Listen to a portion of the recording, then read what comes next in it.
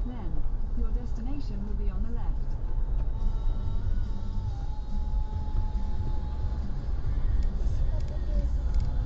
Ayun guys, andito na tayo sa Cafe Piat. Grabe yung dinaanan natin kanina. Parang gumawa tayong daan. So andito si Trece, ito yung simbahan. No? Ito yung Cafe Piat.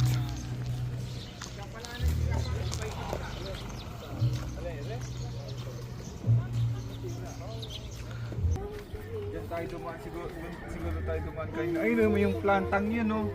Tapos yung may kalbong bundok na bato-bato na lang. Doon tayo dumaan, grabe.